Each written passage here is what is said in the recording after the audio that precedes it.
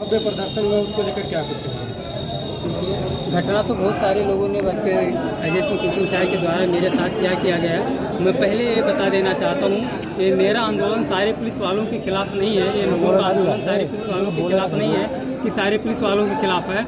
एक जो चौकी इंचार्ज अजय सिंह है, केवल हमारा आंदोलन उन्हीं के खिलाफ है। जिस तरीके से उन्होंने मेरे साथ किया है उसको मैं शब्दों में बता नहीं सकता हूँ। आज खास करके आपने सवाल पूछा कि इस आंदोलन में आज हमारे साथ हज़ारों लोग उपस्थित हुए हैं। मैं सभी का बहुत आभारी हूँ कि हज़ारों लोगों का साथ, लाखों लोगों का समर्थन मिल रहा है। ये कम नहीं है मेरे लिए। मुझे लगता है मैं सही रास्ते पर काम कर रहा हूँ, महापुरुषों के मिशन को आगे बढ़ाने के लिए काम कर रहा हूँ।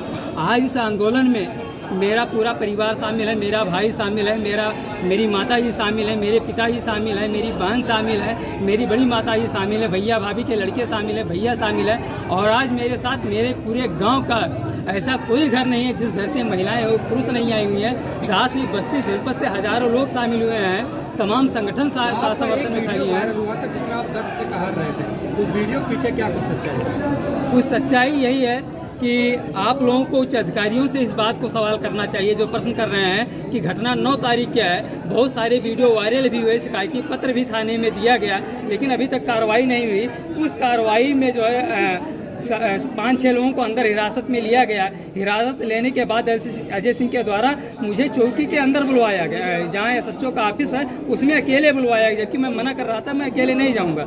लेकिन ज़बरदस्ती हमको वहाँ से खींच के लेकर के आए। वहाँ जितना इनकी ताकत थी, अनगिनत थप्पड़ों से इतना मारे, बेल्ट से मारे, आना इतना गाली हमको दे दिए। जब तक वो सच्चो कहते रहे कि रहने दो। कोतवाल जो दिनेश चंद चौधरी थे वो समझाते रहे कि अजय सिंह रहने दो मारने के लिए, रहने दो मारने के लिए। लेकिन एकदम पूरा अपना आपा पता नहीं कितना इनके अंदर उस समय गुस्सा भरा हुआ था। इतना मार मारे मैं चल नहीं पा रहा था। तो मुझे उसी ऑफिस में कुर्सी पर बैठाया गया, मुझको बहलाने फुसलाने के लिए चाय भी पिलाई गई कि इससे शांत हो जाएगा, कुछ नहीं करेगा। लेकिन ये मेरी जो दर्द था अंदर से ऑटोमेटिक फूट पड़ा।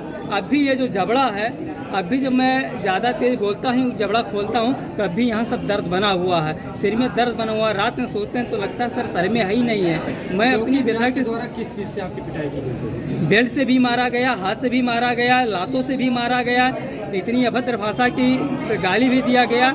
ये तो वीडियो वहाँ सीसीटीवी में, आप यही कह रहा हूँ कि आप लोग हमसे ना सवाल करते हुए उच्च अधिकारियों से पूछे। 9 तारीख की घटना है, अभी तक कार्रवाई क्यों नहीं की गई? तो बताते हैं जांच कराई। जांच में वहाँ पहली चीज़ सीसीटीवी लगा हुआ है, उस पर भी हम पा सकते हैं। दूसरा चीज़, यदि सारे लोगों को हिरासत में लिया गया तो अकेले मुझे क्यों ऑफिस में बुलवाया गया? तीसरी बात, जो वीडियो यहाँ बना हुआ है, ये सारी चीज़ें, यदि मुझे चोट नहीं आई थी तो फिर जिला अस्पताल में मेरा दवा क्यों करवाया गया? मैं जिला जेल में मुझे ज़बरदस्ती भेजा गया, मैं होश में नहीं था। वहाँ जेलर बुला करके अजय सिंह को बहुत डांटे कि इस तरीके से केस लाते हो, 11 बजे रात में लेकर के आते हो, क्यों लाए हो? हमसे जेल में अजय सिंह माफ़ी मांग रहे थे कि शांत रहो, सुबह हम छुड़वा लेंगे। वहाँ जेल के अंदर माफ़ी मांग रहे थे। मुझे बैरक में ही रखा गया। मेरी हालत अच्छी होती तो मुझे जेल के अंदर बैरक में रखा गया होता, लेकिन मुझे डॉक्टर की निगरानी में रखा गया था। ये सारी चीज़ें हैं। ये जो आवाज़ है, अजय सिंह से कोई पुरानी रंजिश है क्या?